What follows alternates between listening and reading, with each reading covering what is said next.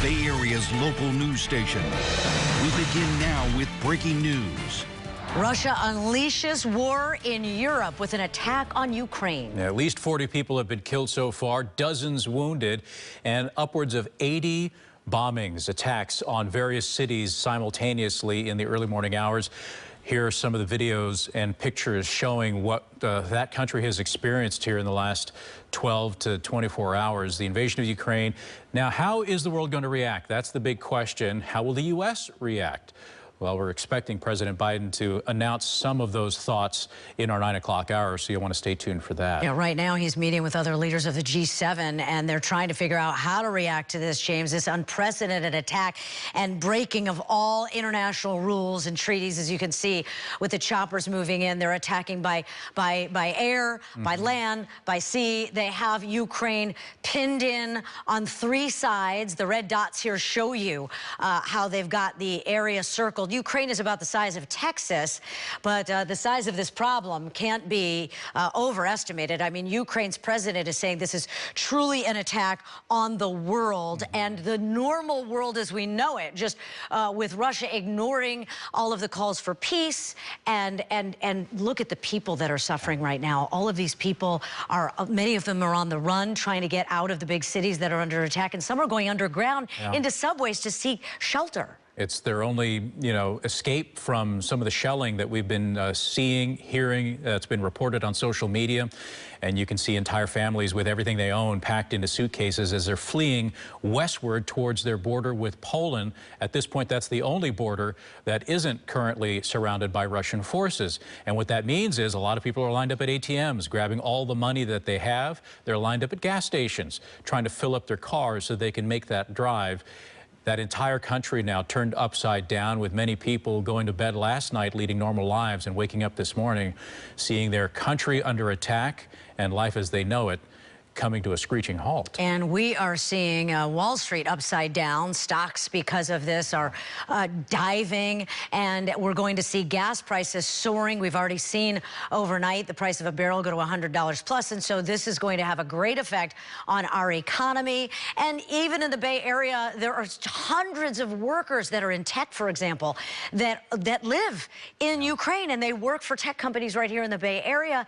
And now those companies here are concerned about what's happening to these people.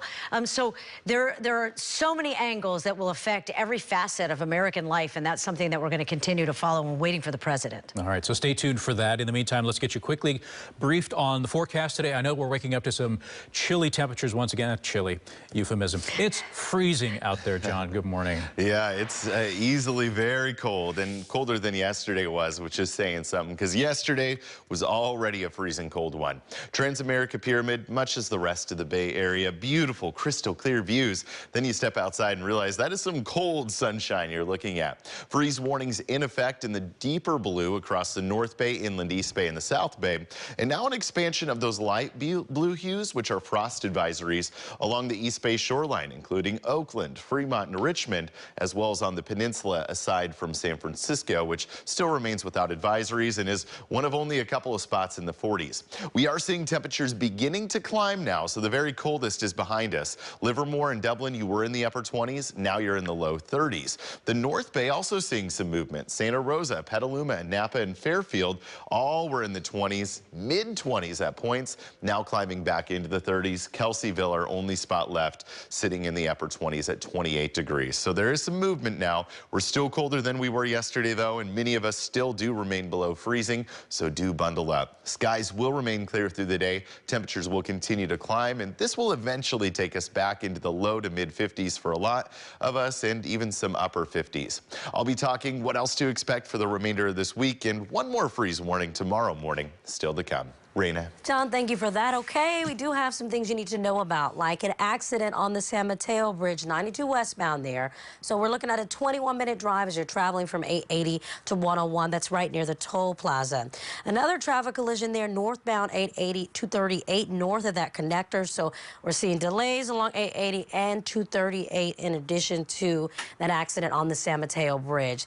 Bay Bridge, no accident, a 16-minute drive, no major issues. Mays to the Fremont Fremont Street exit here in Richmond, westbound 80 east of Carlson Boulevard. You got an accident. It's already pretty slow. Crockett down towards the Maze, about 45 minutes. And we'll leave you with a look at the South Bay. 85 to Menlo Park, 40 minutes for your drive. Daria James, back to you. Thanks, Raina.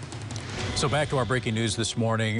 The Russian invasion of Ukraine, and reaction from around the world is coming in right now as we're waiting to see what the world leaders do in retaliation. They're behind closed doors right now trying to figure it out. Let's go to Basil John in Washington, D.C. for the latest.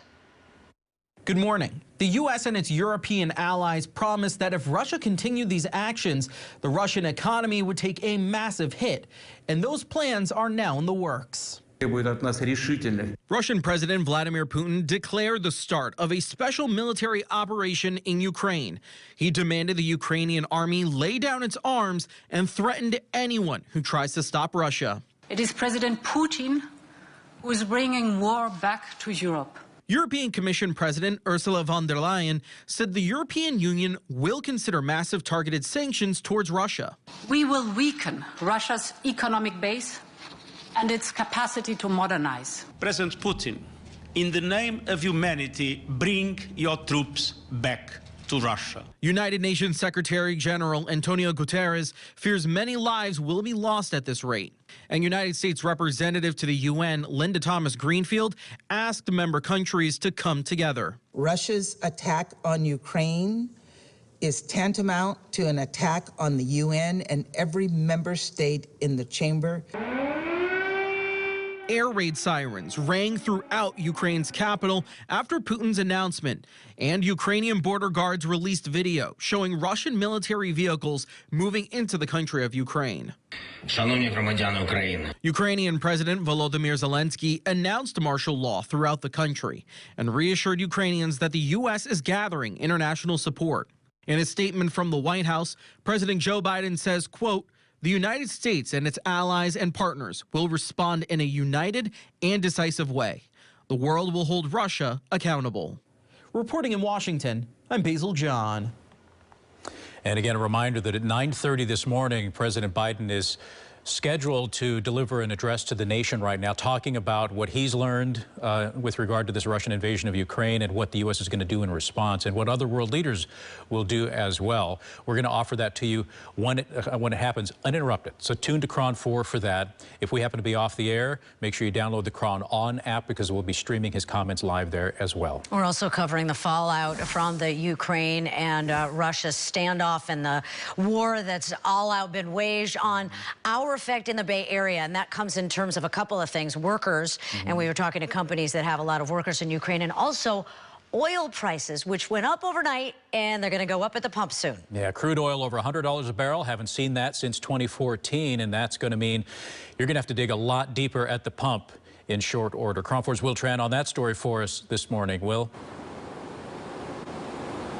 The attack is thousands of miles away, but we all will feel it very personally in our wallets. This morning, people are filling up, and maybe by this afternoon, tomorrow, these prices will skyrocket because in the overnight hours, we've already seen the cost of crude oil go over $100. At last check, approximately $104 for a barrel, and that is the highest it's been in 8 years. So it looks like the global economy will respond, and unfortunately, stocks might be going down, but prices as far as gas, that will be going up.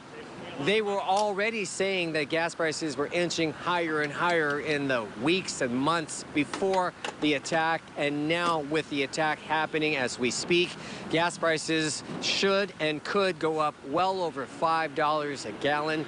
Got a chance to talk to some people, and they say it's already a horrible situation, and it's going to get worse. Getting out of the business. What business are you in? Limo. So it's too expensive to even be in the limo business now? It is. The business is slow. It still hasn't recovered. And with gas prices going up, how is that going to be? Worse. Car prices are up. I mean, everything. So it's horrible. The average right now, as far as gas prices in the Bay Area, San Francisco, $4.93. In San Jose, $4.84. San Rafael, $4.91. And in Oakland, $4.83. Those prices might seem like a bargain in the days and weeks ahead. Russia supplies the world with about 10% of its oil production. A lot of those European companies, they rely on Russia. And once they don't get any more oil from Russia, they will start scrambling. They will dip into an already scarce supply, and that will impact all of us here in America, highlighting once again, this is a global economy. Back to you. Wow. Thank you very much, Will. Now let's get to the tech companies here in the Bay Area that are keeping their eye on the conflict because they have workers in Ukraine, and that includes San Francisco-based JustAnswer.com. 260 of their employees live in Ukraine, and the founder is very worried about the prospects for these employees, their safety, and their future. Most companies you know of have people in Ukraine. Google's got people in Ukraine, Amazon's got people in Ukraine, Oracle's got people in Ukraine. Lots of all the big companies, or most of the big companies do, and many small companies do too. Right? This is going to cripple a lot of the businesses and jobs that you sort of are used to having. Andy Kurtzig says that the bank his company uses to pay its employees was also hit by a cyber attack, as has the main English-speaking newspaper in Ukraine and their entire telecommunications systems. So it's going to be very hard going forward to be getting information about what exactly is happening in that war that Russia has waged. We will be doing our best to keep you updated throughout the morning, so stay tuned to KRON 4. We'll take a quick break. It is 8:10. Other headlines that we're following ahead on the KRON 4 Morning News. The San Francisco School Board is going to be holding a meeting today to decide if they're going to be laying off hundreds of teachers. Sarah Stinson is on that story for us. We'll get the update. And a school district in the East Bay has already made the tough choice, voting to let go at least a dozen teachers. We'll tell you what impact that's going to have as well. And Santa Clara County's health officer says COVID cases are going down. Does that mean they could soon lift the mask mandate? We'll take a look. And skies remain clear today. Temperatures are already starting to show signs of warming up after a morning in the 20s and 30s. Still in the 30s to 40s, though. Later today, it'll be mid to upper 50s for your highs. Your forecast to come. And we've been following a busy Thursday morning commute. We have an accident along the San Mateo Bridge. Not the only area we're having some issues. We'll have a look at that and more once we get back.